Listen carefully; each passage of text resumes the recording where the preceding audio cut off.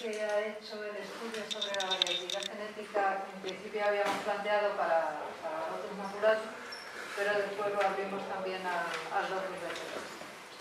La verdad es que han salido unos resultados bastante curiosos, interesantes. Ha sido emocionante incluso el trabajo, por lo menos para los que estábamos directamente implicados, que éramos Adela, José Antonio y yo, que estábamos ahí viviéndolo con intensidad. Nos ha presentado evidentemente una memoria con toda la información, pero el tema genético siempre es bastante farragoso, entonces es preferible que nos lo explique, sobre todo de cara a plantear las futuras acciones para el año que viene y siguiente, para ver cómo podemos continuar con las tareas de conservación y de recuperación de estas dos especies. Nos habría gustado que hubiera venido agentes técnicos del Gobierno de Canarias, que también estaban invitados, pero bueno, no ha podido ser. Así que bueno, pues nos arreglaremos nosotros solos y dejaremos la toma de decisiones para cuando quieras presentar. Muchas gracias. Bueno, ella ya me ha presentado, aquí lo tienen escrito.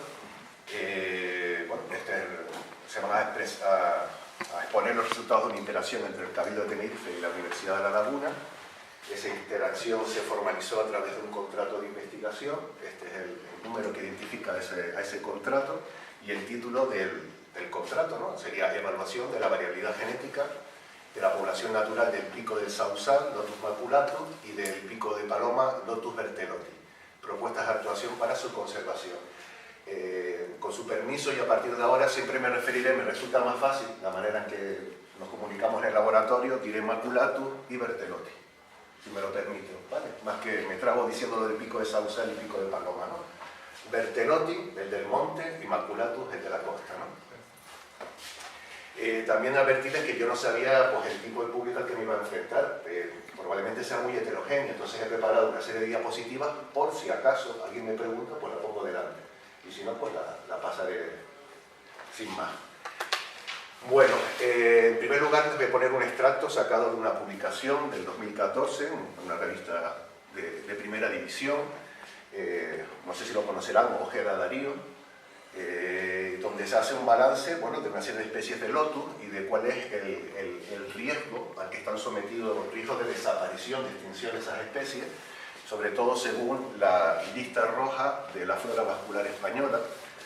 Y destaco aquí las posiciones que ocupan en el ranking de las 100 especies más amenazadas de la Macaronesia. Está en tercer lugar, la tercera más amenazada sería Lotus maculatus, y la siguiente, en séptimo lugar, pues Lotus bertheloti. Bueno, yo no sé hasta qué punto esto es correcto, pero a mí me da la sensación de que es justo al revés. La sensación que me ha dado a mí después del trabajo es que precisamente la que está en más riesgo es Lotus bertheloti. Deberíamos cambiarse en el ranking, por los conocimientos que se tienen ahora.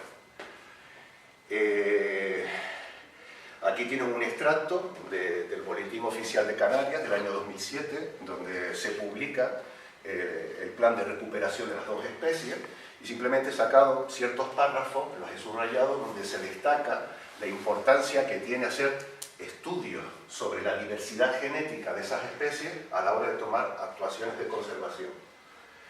Hay varios lugares a lo largo del texto donde se dicen, y bueno, aquí vuelvo a poner otro párrafo.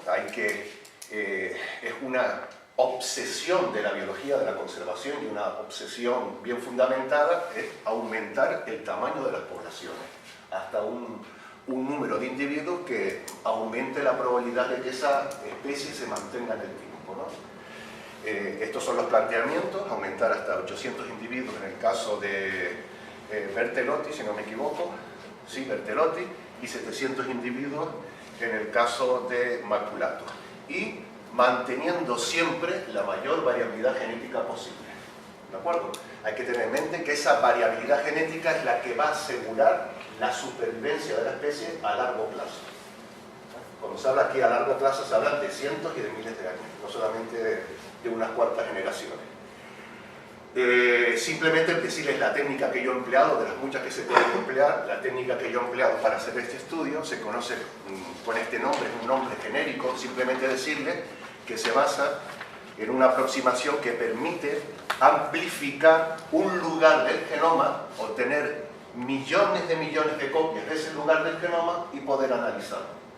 ¿De acuerdo? Lo amplificamos para poder analizarlo, usando unas herramientas, que las tengo aquí pintadas como flechitas rojas, que me permiten amplificar esta región del genoma. Y en concreto esta técnica, la AIRE, se basa en el hecho de que en el genoma existen secuencias, llamados elementos genéticos, que están repetidos en diferentes lugares del genoma, y cuando se dan las circunstancias apropiadas, como aquí, un elemento al lado del otro y en orientación invertida, se consigue amplificar y poder analizar.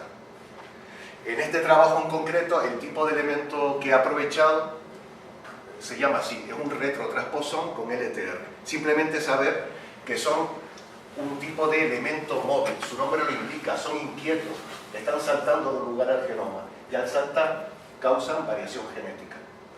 En algunos casos esa variación genética no tiene consecuencias, pero en otros pues sí implican determinadas propiedades para el individuo, ¿no? Determinados fenotipos. Pues aplicando esta técnica se obtienen pues una serie de patrones de banda más o menos complejos. Aquí, por ejemplo, tienen delante todos los individuos de Lotus bertheloti que fueron analizados, un total de 25 individuos. Aquí hay unos pocos de los 67 individuos de Demaculatus que se analizaron, y simplemente lo que quiero que vean aquí, que lo que se ha hecho es ir anotando estas bandas y viendo si aparecen o desaparecen, ausencia o presencia de bandas, ¿de acuerdo? Por ejemplo, aquí tenemos una banda que solamente está en Maculatus, pero que no está en Bertheloti. Sería una variación genética de esta especie y que no está en la otra. ¿De acuerdo? O por ejemplo aquí, miren, una banda que está en Bertheloti y aquí está presente y aquí está ausente. Eso significa variación genética. ¿De acuerdo? De esta manera se ha medido la variabilidad genética en las poblaciones de estas dos especies.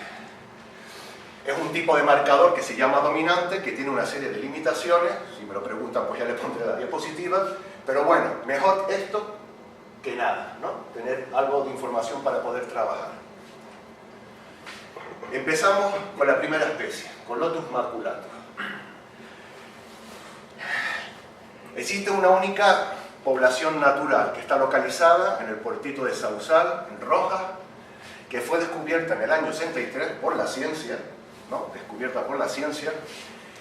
Y bueno, a partir de ese año pues se han hecho, la verdad que de manera bastante espaciada, por lo menos lo que está en la bibliografía que he podido consultar, se han hecho censos y la población se ha mantenido bastante estable a lo largo de un intervalo de, ya lo ven ahí, de ¿cuánto sería? 27, 37, 44 años, bastante constante. Hay un censo que habla aquí de una reducción drástica en el 2004, que no sé si tuvo que ver con el Delta. Ahora no lo sé bien. Hablaban de 10 individuos, pues 10 individuos adultos. Está claro que habían otros individuos que al año siguiente sí fueron contabilizados. ¿Vale? Se ha mantenido bastante estable. Las poblaciones que han sido analizadas en este trabajo, por supuesto, aparte de la población natural, pues hay una serie de repoblaciones repartidas por la costa norte de Tenerife. Tenemos aquí una que está muy próxima a la población natural, la llamada Punta del Clavo, en el Sausal. Luego tenemos la de la Matanza, en la Punta del Sol, en Santa Úrsula, en la Sabinilla, y en el Realejo, en la Rambla de Castro, ¿no? Y existen algunas otras. Por ejemplo, aquí creo que es el Charco del Viento, ¿no? Charco Verde, Juan Centella, y ya no conozco más, seguramente habrá alguna por ahí más, ¿no? Vale, tengan en cuenta que todas estas poblaciones son poblaciones artificiales. Es decir, no es que exista ahí una población natural que ahora se quiere reforzar, sino que se está partiendo del cero. Aunque hay indicios, por lo menos yo sé, mi familia es de La Guancha y he preguntado a personas mayores y me han dicho que sí, que ellos veían esa planta en la costa antes de que estuviesen las plataneras. Es decir, que en principio podrían ser lugares apropiados para establecer poblaciones, no naturales, pero bueno, con cierto futuro de prosperar. Por cierto, me pueden parar cuando quieran. Yo me acelero, sobre todo cuando me emociono. Yo no tardo tanto, ¿no? Me pueden preguntar cuando quieran. ¿Sigo? Sí. Sí, muy bien, gracias. A ver, empezamos. Aquí tenemos los datos que se han extraído de ese análisis con esas herramientas de variación genética. Vamos a empezar con la población natural, la protagonista, por supuesto. Contabilizado, bueno, este asterisco lo que quiere decir que hemos sido nosotros, el grupo, bueno, en concreto Aarón González, que ha sido responsable de recolectar las muestras, el que allí iba pues, contando a medida que iba recogiendo muestras. Y él contabilizó pues, aproximadamente unos 48 individuos. De esos han sido analizados 44, es decir, la inmensa mayoría de la población ha sido analizada. El dato concreto creo que aquí lo tiene. Más del 91% de los individuos de la población natural han sido analizados. ¿Qué observamos? Sorprendentemente existe una alta variación genética. Un nivel tan alto que nos hace ser optimistas. Uno puede decir, pero ¿cómo es posible que siendo una población tan pequeña tenga tanta variación? En la bibliografía científica existen casos de este tipo. Es decir, poblaciones que de manera natural son pequeñas, forman parte de su biología, ¿no? Son las llamadas pues, especies raras, ¿de acuerdo? Ocupan nichos muy concretos y su tamaño poblacional pues, nunca ha sido grande, pero a pesar de eso mantienen una alta variación. Si yo cojo dos individuos cualesquiera de esta población y los comparo, aproximadamente tienen un 27,8% de diferencias entre ellos. Y si considero el conjunto de la población, sube hasta el 78% el nivel de variación genética, un nivel muy alto. Lo cual, repito, desde el punto de vista de la genética de la conservación, nos hace ser optimistas. Claro, cuando yo me enfrento a este valor, uno siempre dice, ¿y esto es alto o es bajo? Pues lo que hace uno es buscar otros trabajos en el que poder hacer comparaciones. Y aquí lo tenemos, el trabajo realizado por nosotros, una única población, 44 individuos analizados y un nivel de variación del 78%. Por ejemplo, esto es otro trabajo realizado con un árbol en el norte de Marruecos, el árbol del Argam. Se han analizado muchísimos más individuos, más poblaciones, y el nivel de variación oscila, según las poblaciones, pues bueno, como máximo el 45, está claro que esto es alto, comparado con esto. Vamos a otro trabajo más amplio. Este trabajo fue hecho pues con 18 especies diferentes, 18 especies de almendreros, bueno, ponía almo en el título, ¿no? Almendreros, especies de almendros, más de 389 individuos, y fíjense, un nivel muy similar al que se observa en la población natural de Inmaculado. Repito, una alta variación genética. Bueno, como se podría decir, una buena salud genética de la población. Y otra cosa muy importante que está aquí, no hemos detectado clones. ¿Me explico? Todos los individuos de esa población, todos provienen de la reproducción sexual. ¿De acuerdo? Eso quiere decir éxito. Es decir, que el diagnóstico, por el momento no, ahora, es una población sana, alta variación genética y donde la reproducción sexual tiene éxito. Hay que seguir protegiéndola. Vamos a hablar de las repoblaciones. Como dije antes, en estos lugares donde se ha decidido iniciar nuevas poblaciones, no existían individuos en el momento de iniciarla. Por tanto, no hay una variabilidad genética que haya que proteger, sino simplemente trasladar en el mayor grado posible la variación que existe en la población natural e intentar trasladarla a las nuevas localidades. ¿Se ha conseguido esto? Vamos a verlo. Fíjense en primer lugar que el número de individuos es bajo. Y esto fue contado, ¿no? Por ti, ¿no? 3 individuos contó ahí en la Fajana de Castro. Estos son la cantidad de individuos que han sido analizados, más o menos la mitad de la población. Y fíjense los niveles de diversidad genética. Primero me voy a centrar en estos dos, donde los valores observados son muy próximos a los de la población natural, muy parecidos. Seguramente si en lugar de analizar 7 individuos, analizo todos los individuos, este valor se acerca a este, con toda seguridad. En definitiva, se está consiguiendo, aunque haya sido hecho al azar, sin una guía genética, se ha conseguido, lo que llaman por ahí, bueno, tuvimos el churro, ¿no? Hemos tenido suerte, ¿no? De que se ha conseguido trasladar la mayor parte de la variación genética a estas nuevas localidades. Pero hemos detectado ciertas cosas que no son positivas y que deberían de ser corregidas. Fíjense, aquí simplemente señalo la cantidad de variantes que están en la población natural, pero que no se observan en las nuevas poblaciones. Se han quedado atrás en ese traslado. Y bueno, suelen ser variantes raras, 5, 7, 13, está claro que cuanto menos individuos hay, más cantidad de variación se ha quedado atrás en la población natural.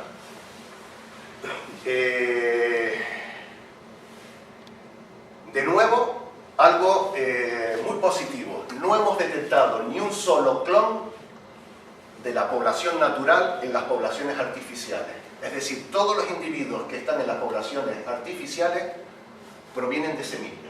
Positivo. Siguiente, dentro de las poblaciones tampoco hemos detectado clones. Bueno, hubo un caso, que lo estuve hablando con Aarón, en la Sabinilla, si no me equivoco, no sé si, bueno, en la punta del clavo, donde habían dos muestras que eran genéticamente idénticas, pero resulta que aquello, bueno, tenían la misma georreferenciación, probablemente sean un error de muestreo, estaban enmarañadas las ramas y cogimos 2 veces el mismo individuo, ¿vale? Pero muy positivo, no hay clones trasladados de la natural a la artificial, ni dentro de la artificial hay clones. Se ha priorizado el uso de semillas en la creación de las nuevas poblaciones. Positivo. Igual que antes, a pesar del reducido tamaño poblacional, sigue habiendo una alta diversidad genética. Pero hemos observado cierto efecto fundador. Me explico. A ver, tenemos una población natural, ahora tiene 48 individuos. Se han cogido un conjunto de semillas y se han llevado a otro lugar. Bueno, me imagino que habrán pasado primero por el invernadero y luego al otro lugar, ¿no? Esto tiene un efecto de muestreo, me explico. A la hora de coger un número determinado de semillas, se pueden quedar detrás variación genética, ¿no? Esto se ve en esta gráfica que tienen aquí. Nos vamos a fijar en el número de fundadores, en el número de semillas que se cogen de un lugar y se llevan a otro lugar. Y como se ve aquí, cuanto mayor sea el número de semillas o de individuos, menor cantidad de variación genética se queda detrás. Por ejemplo, aquí, pues trasladando 40 individuos, pues si ponemos 48 en totalidad de la población, está claro, trasladamos toda la diversidad genética de un lugar a otro. Esto ya serían, pues, cosas que hay que reflexionar a cuenta, bueno, los costes económicos, los costes humanos, lo que se puede permitir este servicio, ¿no? del cabildo, esta unidad del cabildo. Estos son, bueno, diferentes frecuencias, estos serían variantes muy raras en la población, y estas son variantes que ya tienen, pues, un 5% de representación en la población. Y otra cosa que hemos notado, que hablan de ese efecto fundador, es que hay demasiados individuos en las poblaciones artificiales que proceden de este individuo de la población natural, del 71. Da la sensación que muchas o la mayor parte de las semillas han sido cogidas de este individuo, del M71. Algo que debería ser corregido en futuras actuaciones. Otra cosa que se observa y que es típico de un efecto fundador es que hay variantes que son raras en la población natural, pero que las artificiales tienen una alta frecuencia. ¿De acuerdo? Y es debido, de nuevo, a que se ha cogido un número muy reducido de individuos para formar las nuevas poblaciones. ¿Qué hacer en el futuro? Lo insisto, el diagnóstico es optimista. Está muy bien, a pesar de haber sido guiado, pues, por la buena intuición de las personas que han llevado esto. Pero ahora, con los nuevos datos, habría que proceder de otra manera, de una manera más dirigida. A ver, lo que hablamos al principio, hay que incrementar el tamaño poblacional. Esos tamaños son muy pequeños. Probablemente, claro, yo no he entrado en la punta del sausal, he respetado la verja, no como los pescadores. Pero me imagino que ese espacio ya tiene una carga, en el sentido de que no puede soportar más individuos, es decir, que puede ser una población naturalmente pequeña, es lo que le permite ese espacio. Pero bueno, hay espacios cercanos donde se puede ir incrementando. ¿Y por qué es importante incrementar? Porque hay una serie de fenómenos indeseados que son especialmente importantes cuando el tamaño de la población es pequeña. La deriva suena como una balsa que se suelta en el océano y que la corriente nos lleve donde Dios quiera, ¿no? Pues es algo parecido. La deriva génica se refiere a un fenómeno aleatorio que hace que generación tras generación se vaya perdiendo variación genética. Habrán variantes que se pierdan y variantes que ganen la batalla. En definitiva, pérdida de variación genética, que ocurre generación tras generación. Y este proceso es más rápido cuanto más pequeña es la población. Entonces urge, y es como una obsesión, te digo, de la biología de la conservación, hay que aumentar el tamaño poblacional. ¿Por qué? Porque disminuimos este efecto del azar. ¿De acuerdo? Aumentar el número de población. Bueno, aquí tengo unos cálculos por si alguien tenía intriga de cómo eso ocurre, pero bueno, seguimos, vuelvo hacia atrás y digo, ¿cómo aumentamos el tamaño poblacional? Bueno, y después está otro fenómeno que me acabo de lo salté, la depresión endogámica. Endogamia, ¿qué significa? Que se cruzan individuos que están muy emparentados. Creo que todos somos conscientes de lo que ocurre, por lo menos en humanos, cuando dos personas muy emparentadas deciden tener hijos, ¿verdad? Hay una probabilidad muy alta de tener problemas en la descendencia, problemas de viabilidad, de vigor, de infertilidad, de lo que se llama depresión endogámica, ¿de acuerdo? Empiezan a manifestarse características hereditarias no deseadas, ¿de acuerdo? Que disminuyen la posibilidad de supervivencia del individuo. ¿Cómo aumentar el tamaño poblacional? Aquí tenemos una ventaja muy grande, y es que esta planta se multiplica muy fácilmente por esqueje. Es la forma más rápida e inmediata de aumentar el tamaño de la población conservando toda la variación genética, por lo menos de manera transitoria. Es decir, se debería aprovechar esto para aumentar el tamaño de la población. Claro, ahora vendría la pregunta, de manera global, toda la población, los 48 individuos, o no tenemos recursos suficientes y tenemos que reducirnos a un grupo dirigido de individuos. ¿Vale? Claro, para mí lo ideal sería esto, coger los 48 individuos, multiplicarlos clonalmente, yo qué sé, 10, 20 clones de cada uno, y a partir de ahí establecer estrategias de reproducción sexual donde se maximice el cruce entre diferentes individuos. Obtener un grupo de semillas y con esas semillas y con los esquejes aumentar el tamaño poblacional. Podrían decirme, bueno, no hay espacio, dinero, personas para tanto, tenemos que encaminar nuestros esfuerzos. Pues bueno, si optamos por una estrategia dirigida, basándonos en los datos que tenemos sobre diferencia genética, hemos seleccionado un grupo de 10 individuos que, cogiendo esos 10 individuos, tendríamos el 94% de la variación genética que hemos detectado en la población. No es lo ideal. Si nos vamos a la gráfica de antes, fíjense, 10 individuos. Existe una probabilidad muy alta, del 50%, de perder variantes que están en la población. Es un riesgo que se corre. Por tanto, si se puede, se debería de aumentar el número de individuos con los que se inician las nuevas poblaciones. Eso ya es cuestión de hacer balances, ¿no? Balances económicos y de tiempo. Sí. Estos clones que estaba diciendo, sí, réplicas que cogeríamos de los individuos de la población sí, natural, ¿tú qué propones? ¿Que los incluyamos en las poblaciones sí, que ya existen o hacemos sí, una especie de huerto semillero donde podamos nosotros... Vamos a ver, los cruces? si uno hace lo de los esquejes, vamos a ver, lo ideal sería, si yo cojo los 48 individuos, los clono y me los llevo a otro lugar, me he llevado toda la variación genética. En la reproducción sexual, sobre todo cuando el número de individuos es reducido, siempre se pierde variación genética. Siempre. Y se pierde más cuanto menor es el número de individuos que se están cruzando. Por tanto, deberían de complementarse con los dos, pienso yo. No reducirse solamente a semillas de un grupo reducido de individuos, porque ahí se va a perder variación genética.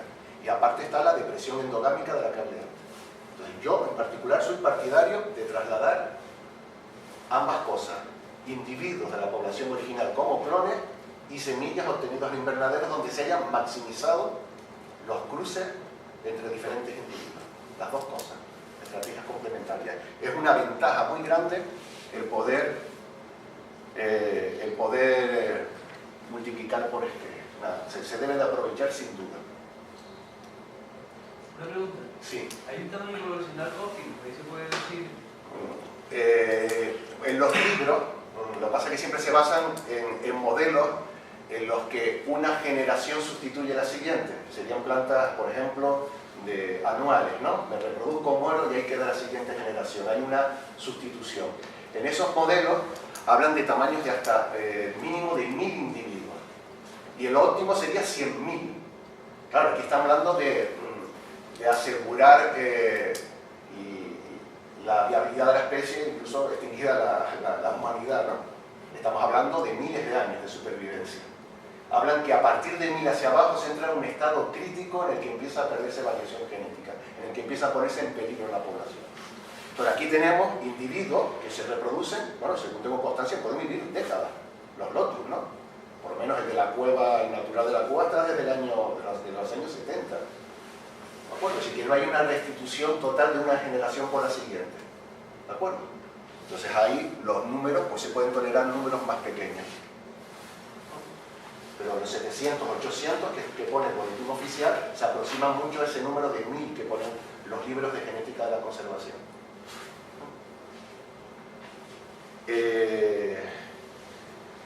Y bueno, este número se podía ampliar, en el informe se pone que se puede ampliar con 3 individuos más para coger variantes raras, pero bueno, que con esto se tendría la mayor parte de la variación genética detectada. Y mira, aquí tienen otra gráfica donde se pone de manifiesto el fenómeno de la deriva génica. Recuerdan, la pérdida de variación genética con las generaciones. En esta escala, a medida que se sube, se pierde variación genética y vemos como en una población pequeña con tan solo 20 individuos, pues miren, en unas 50 generaciones se ha perdido el 90% de la variación genética. Repito, estos son en modelos donde una generación sustituye a la siguiente, los padres desaparecen, los progenitores desaparecen, que no es el caso. ¿De acuerdo? Aquí probablemente con este número pues esté menos inclinada la gráfica. ¿Hablaría qué con el lotus maculatus? ¿Sigo para adelante? ¿Sí? Bueno, empezamos por Lotus berthelotti. Aquí sí que, aquí fue como decía Nina, que me sentí de repente como una especie de investigador haciendo genética forénsica, ¿no? Y leyendo las fuentes documentales, por lo que yo iba observando, y esto, y me iban surgiendo pues dudas cada vez más, ¿no? Y resolví algunas, y una excitación constante, Dios mío, parece que estaba como releyendo la historia, ¿no? De esta, como pongo en el informe, no tan natural de la población natural de Lotus berthelotti. Bueno, hasta los años 70 del siglo pasado la especie se consideraba extinguida, ¿no? La última cita que había habido fue en los años, creo, 1953, Cebaños y Ortuño hicieron una cita y a partir de ahí no se había descrito más o observado más la especie en la naturaleza. Y fue en los años 70, no he conseguido averiguar en qué año en concreto, se descubrió una población en el Barranco del Río, en el municipio de Granadilla, que se denomina La Cueva. El siguiente hallazgo ocurrió en el año 94, en la Florida, por encima del canal que sale de Aguamansa y que va hacia Santa Cruz, el famoso canal de los antibióticos, ¿no? El siguiente descubrimiento ocurrió en Tamadaya, en el año 2004. Tamadaya es un lugar emblemático para esta especie. Fue donde los naturistas clásicos describieron a la especie como el locus clásico, ¿no? Como emblemático, los roques de Tamadaya, en el año 2004. Y el último descubrimiento en Ifonchi, en el 2007. ¿De acuerdo? Fue Cueva, La Florida, Tamadaya e Ifonchi. ¿De acuerdo? Son los principales protagonistas de esta historia. Sobre todo el de la cueva, porque en la cueva, según tengo entendido, está el único ejemplar natural de esta especie. Bueno, aquí tengo las poblaciones que han sido analizadas. Una población Tamadaya 2, este 2 indica que el individuo descubierto en el año 2004 desapareció en el año 2014 y a partir de ahí se han propagado al individuo original mediante clones, es decir, esquejes que se siembran, ¿no? Una población llamada La Huerta, que según tengo entendido está muy próxima a la cueva, ¿sí? Otra un poquito más cerca de la costa, bueno, a mitad de camino, La Cisnera. y el individuo Difonche también ha sido analizado. Y luego la casa forestal, que pues yo me he alegrado mucho que esto terminara en el estudio. Fue decisión de alguien y es una gran alegría que se haya incluido en el estudio. La casa forestal de Vilaflor. Según tengo entendido, bueno, eso pone el boletín oficial, estos individuos de la casa forestal provienen de la cueva. Se cogieron unos ejemplares, creo que 2 pone el boletín, se llevaron a unas jardineras de la casa forestal y fueron mantenidos por una persona amante de la naturaleza. Empiezo la historia, ¿no? Empezamos. Datos. Datos de variación genética. Por supuesto, bueno, como solamente hay un individuo en la cueva, no se puede hablar de medidas de diversidad genética. Si hay un individuo, diversidad nula. Uno, yo, minoría absoluta, ¿no? Tampoco el Difonche está aquí, porque hay un solo individuo. A ver, empezamos con los de Tamadaya. Tamadaya 2. De los 15 individuos que pone esta referencia, es un informe técnico del 2017 del Cabildo. De esos 15 individuos fueron analizados 5. ¿Qué se observa? Que todos son clones. Bueno, ya lo sabíamos, ¿no? Provienen del individuo original que fue clonado. Por tanto, variación 0. Esto es un estado crítico. ¿Vale? Esto casi es como una población extinguida, por decirlo de una manera. Un único individuo repetido muchas veces. Lo que sí nos resultó muy sorprendente es que resulta que los individuos de Tamadaya 2, que son clones del original, resulta que también son clones del de la cueva. Son el mismo individuo, clonado. ¿A qué se debe esto? Nos podríamos poner a especular y a pelear si queremos. Otra cosa sería, vamos a ser prácticos y a tomar actuaciones con esta información.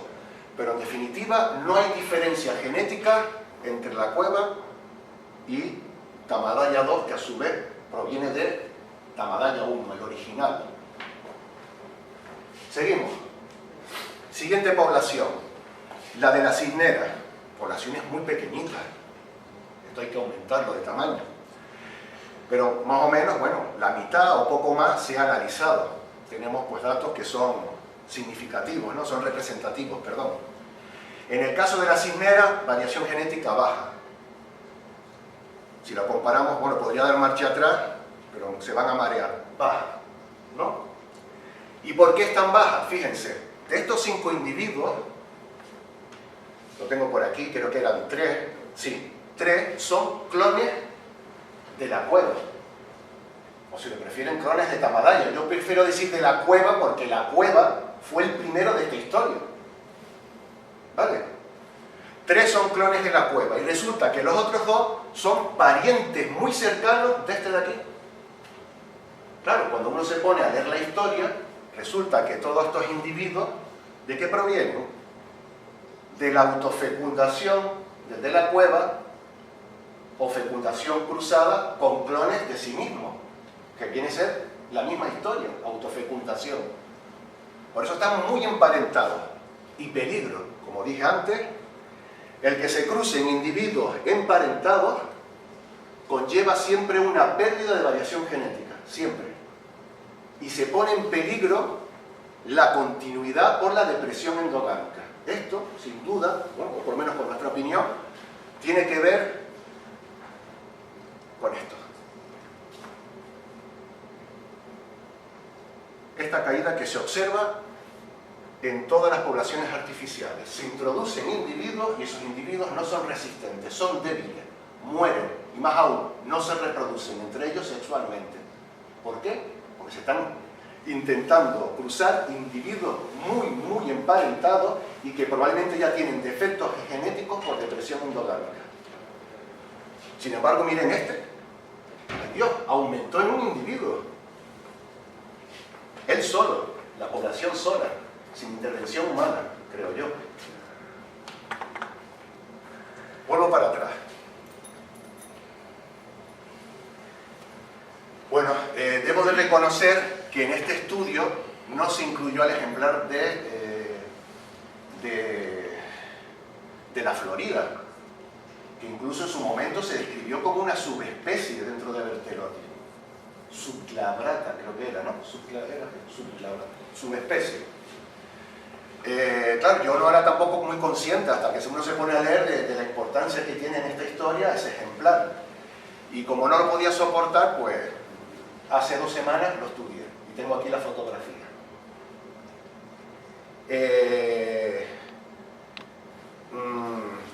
Me voy ahora al Difonche, ¿vale? Que tenemos un único individuo. Ya sabemos que los de Tamadaya son clones de la cueva. Pues cuando analizo el Difonche, el único ejemplar, bueno, la población se extinguió por un incendio en el 2012. Estos son individuos que están clonados en el invernadero. Cuando lo comparo, resulta que de nuevo es un clon de la cueva. Solamente hemos detectado, lo pongo en la fotografía, estos son patrones de bandas, recuerdan igual que antes, ausencia, presencia. Este es el ejemplar de la cueva y la única diferencia que hemos detectado es esta que ven aquí. Bueno, el otro día, mirando con lupa y obsesivo, encontré otra más, por aquí muy tenue. ¿Vale? Lo importante aquí es que son prácticamente idénticos y de nuevo se puede afirmar, realizando los mismos cálculos que se hacen en la genética forénsica para saber que alguien es un criminal, ¿no? Se pueden hacer cálculos de probabilidad de que todo esto sea casualidad. Y en el cálculo más conservativo da una probabilidad de 3,2 por 10 elevado a la menos 6. En definitiva, son clones. Ahora, ¿cómo llegó el de la cueva a la Florida? ¿Cómo llegó el de la cueva a Ifonche? ¿Y cómo llegó el de la cueva a Tamadaya? Es otra historia. Nos podríamos poner aquí a especular y a enfadarnos o a ser optimistas y tirar para adelante. Ah, por cierto, una fotografía de hace 2 semanas donde incluía al individuo de la Florida que estaba en el laboratorio. Fueron los primeros que me dio Nines para hacer pruebas y cogí y lo puse. Y resulta que el de la Florida, el Difonche, perdón, porque el Difonche es más reciente, es un clon de la Florida. ¿Me explico? Alguien lo cogió y lo sembró allí. Y después fue descubierto. Esto es genética forénsica. ¿Vale? Vuelvo para atrás. ¿Sigo? Sí. Sí. Bien, estamos hablando de la Tamadaya, de la baja diversidad genética que hay en la cisnera, y explicábamos por qué. Hay muchos clones y parientes defectuosos de los clones, poco viables. Si nos pasamos ya a la de la Huerta, decimos, no, que alta es la variación genética, es tan grande como la de maculatos en la sabinilla. ¿Te acuerdas que éramos optimistas? Miramos a este número y decimos, no, optimista, qué bien. Pero si lo analizamos más detalladamente, ¿qué observamos? De nuevo, clones del de la cueva, ¿no? Es que se han llevado a ese lugar, es lógico, es un ejemplar importante. Y de nuevo, individuos muy emparentados con esos clones, probablemente con defectos genéticos. Y resulta que hay un individuo en esta población que si lo quitamos, la variación genética baja al 13%. Es decir, que un solo individuo, uno, es responsable de la mayor parte de la variación genética de esa población. ¿Y de dónde viene ese individuo? Hemos averiguado que ese individuo viene de la casa forestal. Alguien cogió un ejemplar de la casa forestal y lo sembró en la huerta. Y de repente la huerta se volvió con una alta diversidad genética. Bienvenida sea la casa forestal. Una posición central en los planes de conservación de la especie. ¿Vale? Luego lo argumento en una serie de párrafos consecutivos. Bien. Casa forestal, vamos a hablar de ella, la puse al final. La casa forestal. En primer lugar, no se detecta ni un solo clon. Ni uno. ¡Viva la reproducción sexual! Dirían en clase, ¿no? Los alumnos aplaudirían. ¡Viva! ¿No? Origen de diversidad. Una alta variación genética a pesar de su reducido tamaño. Fíjense que solamente he analizado 8. Me muero de ganas por analizar los 4 que faltan.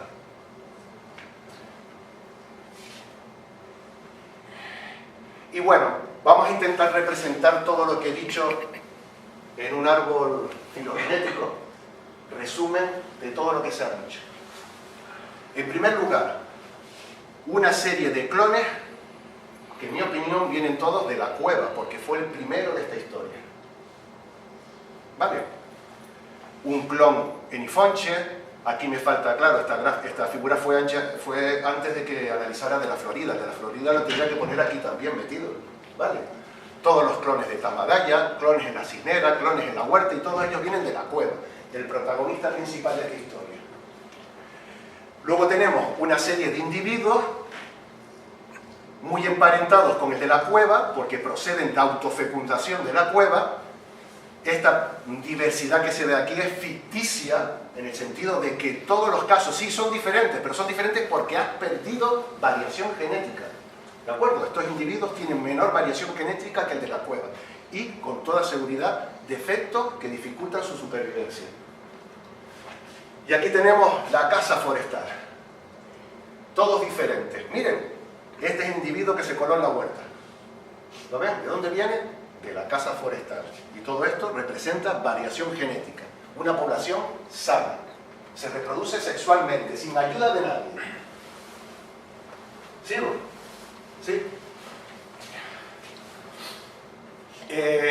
Recomendaciones por parte del grupo investigador, la siguiente.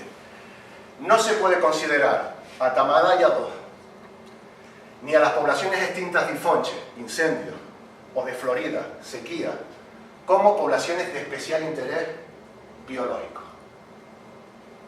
No tienen nada de diferente con respecto a la cueva, incluso tienen menos que la cueva. Por tanto, no se debe hacer, en nuestra opinión, un esfuerzo para mantener eso a cualquier coste, sino que habría que tomar otras estrategias. Hay que evitar esos cruces entre individuos estrechamente emparentados. Como se pone en el informe, en el año, creo que fue en 93, 96, cuando se iniciaron esos cruces con tratamientos hormonales, con clones que se traían del invernadero y se ponían al lado del individuo natural a ver si surgían semillas. Claro, en aquella época estaba en una situación crítica, quedaban 2 ejemplares. Pero ahora, con la nueva información, sobre todo de la casa forestal, no se debería de seguir haciendo esto. Porque esto implica pérdida de variación genética y debilidad de la población. Como dije antes, descarada esa debilidad. Bajadas drásticas. A ver, ¿por qué la casa forestal debería de tener un protagonismo en los planes de recuperación de la especie? Pues con lo que ponen aquí. En primer lugar, esa población procede de individuos de la cueva, por tanto no hay ningún temor para que se devuelvan a la cueva, porque provienen de allí. Siguiente, aparecen espontáneamente individuos, lo dicen los informes. Por tanto, eso quiere decir que está sana, se está reproduciendo sexualmente, están surgiendo individuos por reproducción sexual, sin intervención humana. Siguiente, existe en la población de la casa forestal muchas variantes genéticas que no están en la cueva. También ocurre a la inversa, pero hay mucha mayor variación en la huerta, en la casa forestal que en la cueva, es lógico, en la cueva hay un solo individuo. Y bueno, si juntáramos la casa forestal con la cueva, que digo, son parientes, ¿no? La cantidad de variación de la población alcanzaría un nivel prácticamente el mismo que el de la población natural de maculato. ¿De acuerdo? Estos son los argumentos que propone el grupo de investigación para que la casa forestal tome protagonismo en los planes de recuperación de la especie. ¿Sigo? Estoy gritando un poco, ¿no? No, que estoy emocionado. ¿Sí? Vale.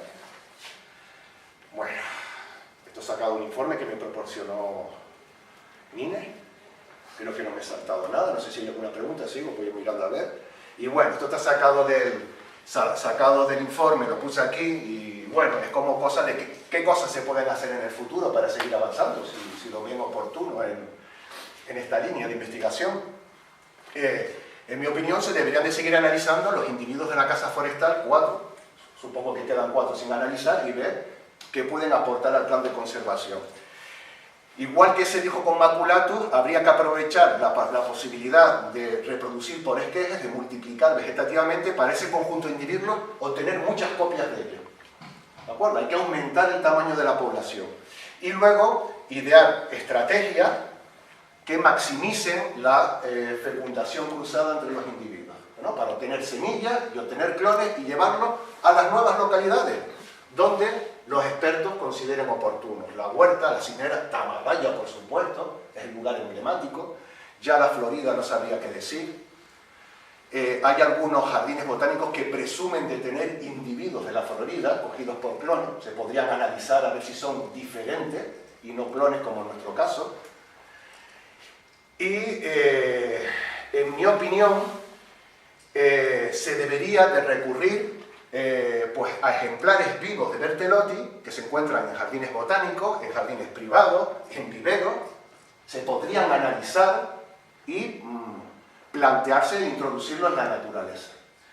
Para eso, quizás no seguramente, habría que tener precauciones de la posibilidad de que se traten de híbridos. ¿Vale? Las dos especies, Berthellotti y Maculatus, se ha comprobado que forman híbridos.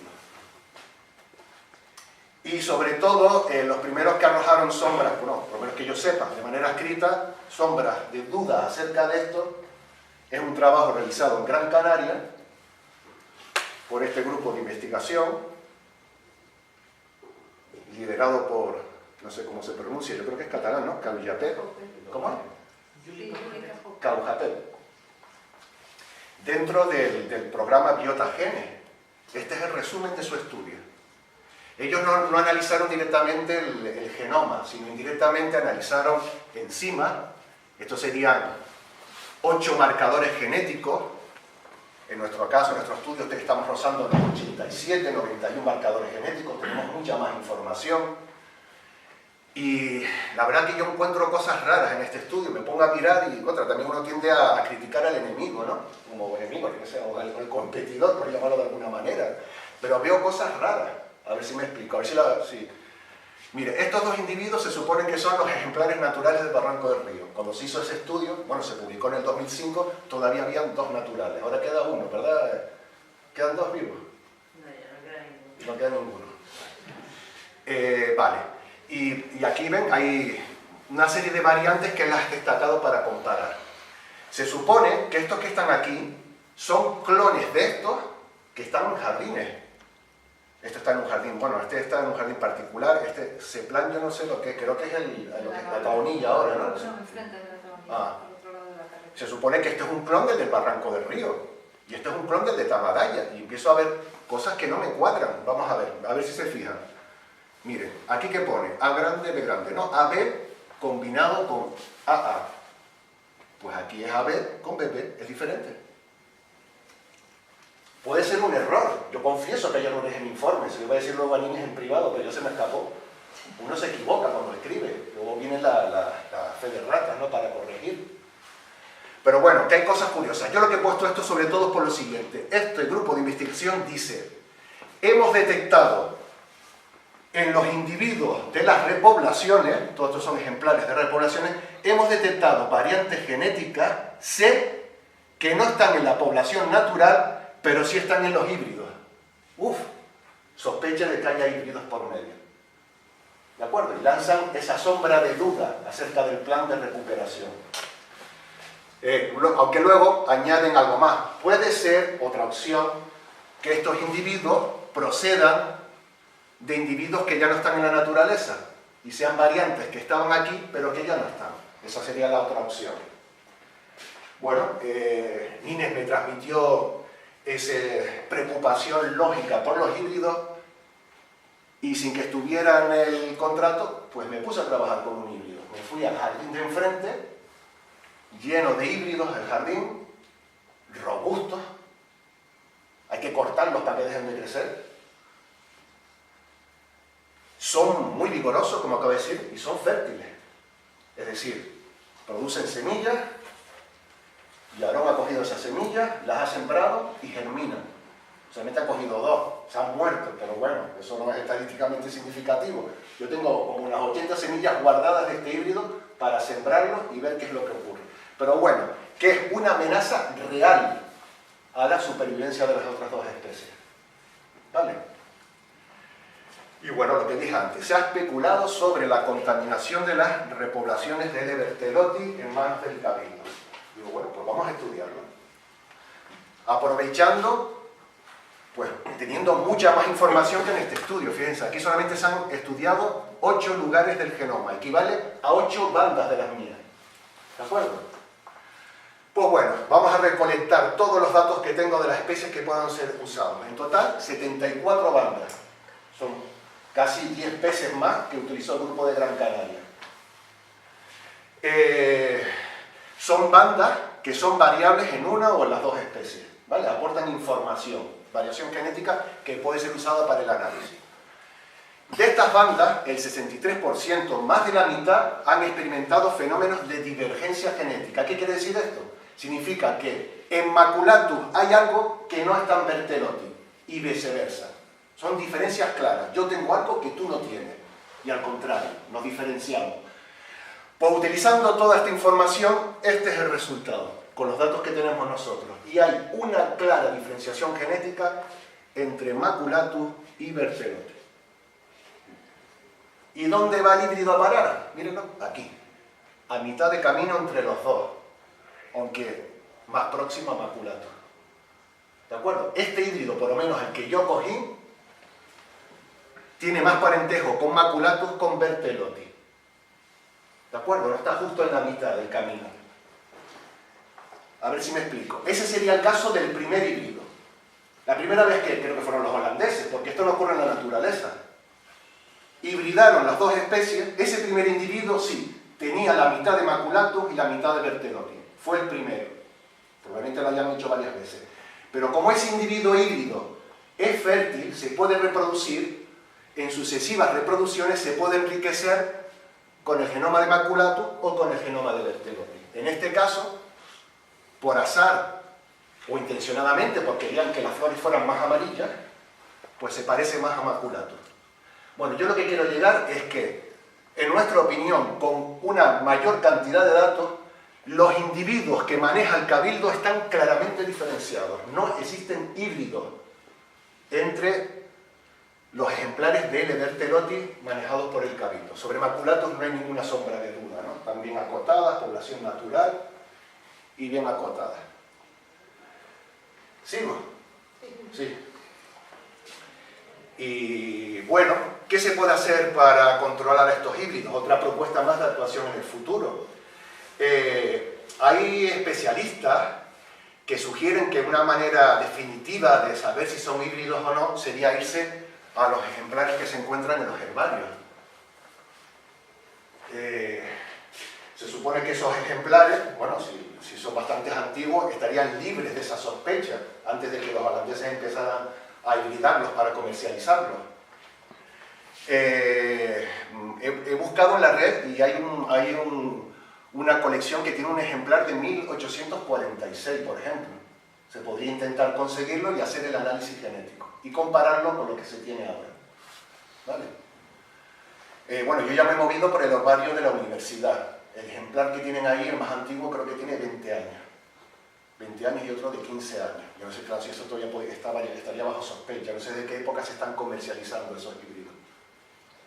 Bueno, sería cuestión de hablar con el responsable del herbario de la laguna para que se ponga en contacto con los herbarios correspondientes para pedirle muestras que puedan ser analizadas. Pero yo creo que ahí el Cabildo es el que tiene el poderío para pedirlo, ¿no? Más que un servidor. Resulta que los ejemplares de herbario, el material genético se va estropeando con el tiempo, es lógico, ¿no? Y la técnica que yo he empleado con el material fresco no se va a poder aplicar con esto, habría que recurrir a otras técnicas diferentes. Que simplemente es fijarnos en un lugar del genoma, amplificarlo por la técnica que hablé antes y averiguar cuál es la información que contiene, toda la información. He ido a la base de datos y he buscado las secuencias que se suelen utilizar, los lugares del genoma que se suelen utilizar para esos estudios. Por suerte, había información de las dos especies. La he comparado y no existen diferencias que puedan ser usadas para esto. Por tanto, habría que recurrir a otra estrategia. Y entre las que yo planteo es recurrir a esas banditas que me salen a mí, buscar una banda que sea universal que las hay, les pongo una vez, voy para atrás, bueno, se le da mucho para atrás, una que esté en todos los individuos, aislarla, secuenciarla y usarla para hacer este tipo de estudios. Perdón. ¿Y?